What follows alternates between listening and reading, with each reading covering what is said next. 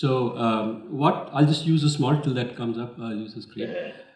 So what we do is we try to digitize the dairy supply chain in India. At Stellapps, we've taken a pre-harvest to post-harvest view of dairy, and use a combination of sensors, electronics, AI, ML to solve for three things: productivity, quality, and traceability. There you go.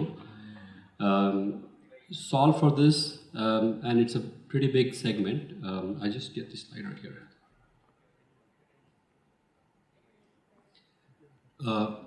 So what does the landscape in dairy look like? Why am I talking about a dairy of all the things, right? What is the component of dairy in the overall scheme of agriculture? It's a very smallholder farmer driven ecosystem. Many have taken an example, let's say, of a Geeta smallholder farmer. 80% of the smallholder dairy farmers are women. Unlike fruits, vegetables, and other agriculture, where men go out into the field and work, in dairy, women look after the farm because it's part of the household, it's part of your backyard, right? So 80% of the dairy farmers are women, and talk about gender neutrality there, right? We just had the International Women's Day yesterday. They earn about 35 rupees a day, no access to farm services. It's almost like saying no access to doctors in towns, right? Because that's a key part of their income. No access to any kind of financing. Anil of Samruti spoke about working capital financing, asset financing, no access to capital. It's pretty big. A lot of people probably don't know this. 7.6% of our GDP is dairy, if you take the pre and post-harvest part. $225 billion. It's three times the size of telecom industry, where I used to work earlier.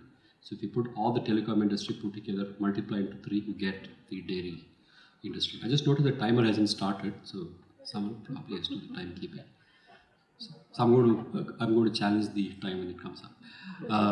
300 million cattle in India, $225 billion in industry. 50 million smallholder dairy farmers like Geeta, right? And 80 million dairy farming families, so that's roughly the size of US population producing milk and feeding 1.3 billion. And milk is perhaps the most important source of protein. India is still not a meat market, not that big a fish market, but most of us drink milk. Despite being lactose intolerant, Indians do drink a lot of milk in some form or the other. It could be yogurt, it could be curds, it could be whatever, right? So it's a pretty big segment. So this is the current status, right? The 50 million Geetas earning 35 rupees a day. No access to capital, no concept of scientific animal husbandry, no veterinary science touches them, no engineering touches them, no data, AI, ML touches them. So what we've tried to do is that, can we, provide them supply chain-led digital access, so that on a supply chain digital platform, they can get access to, payments, credit, cattle nutrition, cattle insurance, and sort of we can help them shift orbits. How do you make this whole slew of services available to these 80 million dairy farming families who feed 1.3 billion of us, which is an important source of protein, right? So how do we, go about doing it? What kind of, engineering components come into play, and what kind of tech comes into play, and how do we make it happen at scale? So what we try to do is we try to use a combination, as I mentioned, of IoT, tech. These are enablers to serve a larger purpose, right? So we use things like a Fitbit for the cattle that goes around the animal's leg. It's sort of optimized for battery life, because unlike human Fitbits, battery life has to be optimized to 5 to 7 years. You can't keep chasing a cow and recharge a Fitbit once it's put. So how do you do that? And this helps in monitoring the cattle from a breeding optimization perspective, healthcare perspective, so that the overall yield per animal goes up. Morning, Professor Ashok was saying 200 million farmers from 400 million. If you want to get that reduction, yield has to go up, and you need such technologies to make that happen at a cost point that a smallholder farmer can afford, right? It's not US or Europe where the GDP is high. So this has to be done at a very Indian price point. engineered grounds up. We do things like facial recognition of cattle to ensure that ID management and ID proofing happens properly, because a lot of ID manipulation happens in the villages. If you want to claim insurance for an animal, anyone can actually go tag a dead animal and claim insurance for it. So that's not a good idea, right? So insurance companies would lose faith and the premium would automatically go up. Cat nutrition, can you give personalized contextual cattle nutrition? Each one of us need different levels of vitamin B, vitamin D, protein. How do you make sure that the animals get that so the yield can be optimized and throughput can be optimized? And all of them need working capital. Farmers don't get paid on a cash and carry model. There is a gap between when they sell their milk and when they get the money. So what kind of financing options can we give? And in real time, can we convert milk into currency? So it's a highly fragmented market where farmers walk into a collection center, and at the point of trade where you buy and sell milk, you need to assess the quality. Is there urea in milk? Is there fat in milk? Protein in milk? And then how much do I need to pay them? So can I do that grading, pricing, and payment in real time, and then convert that milk into cash, right, in real time, without the cash flowing through the middlemen, which lends itself to a lot of other problems like local money lending and all of that. Milk is perhaps the most perishable crop out there, right? It's not the fish, not fruits, vegetables. So how do you, if you consider milk as a crop, it's probably the most perishable crop. So how do you use optimized cold chain? In India, we spend about 2 billion kilowatt hours of energy in chilling milk, or 100,000 milk chilling points. There's a lot of energy. That's about 500 million liters of diesel that you're burning to chill milk. So how do you optimize it? And if you want to eat paneer that melts in your mouth, the input quality of milk better be great. Otherwise, you don't get good products. We'll end up eating paneer that tastes like rubber. But if you want, so input quality determines, can you make Kanazwa grade cheese? Why is it only France or Europe that makes blue cheese? Why can't India make that? It's because the input quality needs to be a lot better. So we use a slew of these tech enablers, combination as sensor controllers, routers, data, and a lot of ML algorithms running on top of that to ensure that at the end of the day, are we able to solve for productivity, quality, and traceability, right? So that's something that that's sort of the base layer. I'm just going to get this flipped over. We also do things like, can we use thermal imaging using simple contraptions that can be plugged to your smartphone to assess animal health issues.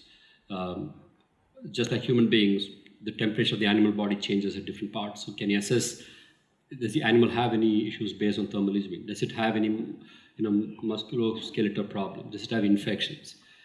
In the rural segment, let alone this kind of technology, even the government veterinary doctor finds it hard to reach where there is a problem.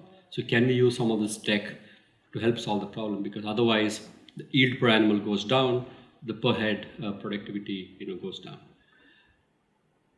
Although India is the highest producer of milk in the world, per capita productivity is probably the lowest.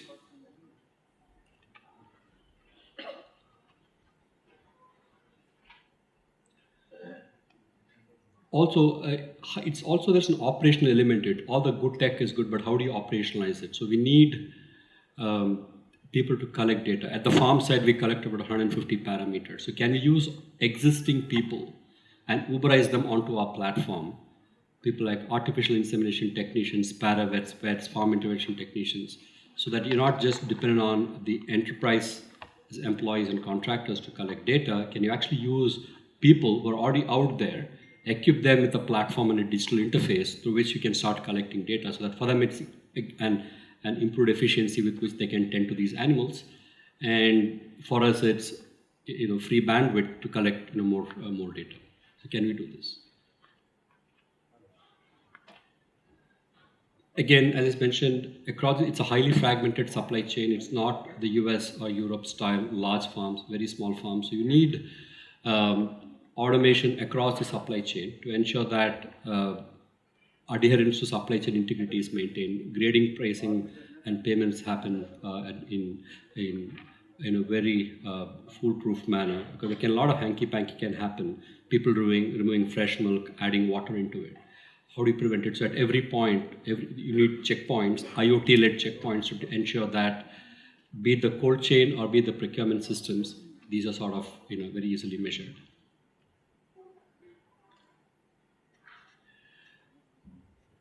Samunati, Anil spoke about finance in the morning.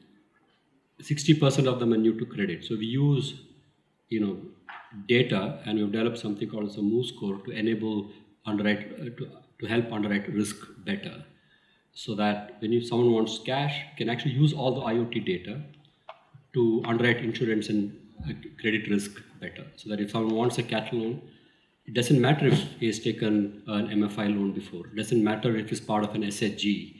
We could still, provide them a loan based on the scores that we develop using our own data that we have captured across the dairy supply chain. So, talking about innovation, how do you do alternate credit scores so that you can underwrite risk in better? And so by 2047, what will a typical Gita's life looks like, right? We think this is actually a case study of one farmer who has been impacted. Can we do it at scale? We can actually increase the income levels by 130 times using some of the interventions. And these are case studies we can take you. Some of you interested in field visit will actually take you to farmers who we have actually had them traverse this journey from a 35 rupees per day kind of a level to an order of magnitude higher that I've shown here. Productivity increased by 30x. Customer pays more because all of us, I'm sure, like antibiotic-free milk. All of us, I'm sure, like adulterant-free milk. How do I enable that? And hence, you and I pay more. It actually flows back to a Gita in the village. But what we have done is affecting about 3 million farmers in the last 11 years of our journey. Long way to go.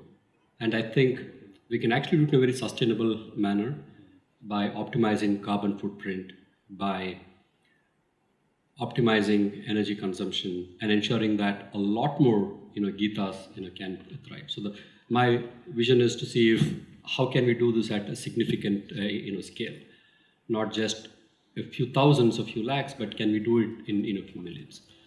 So I think I'm on time. Thanks for this.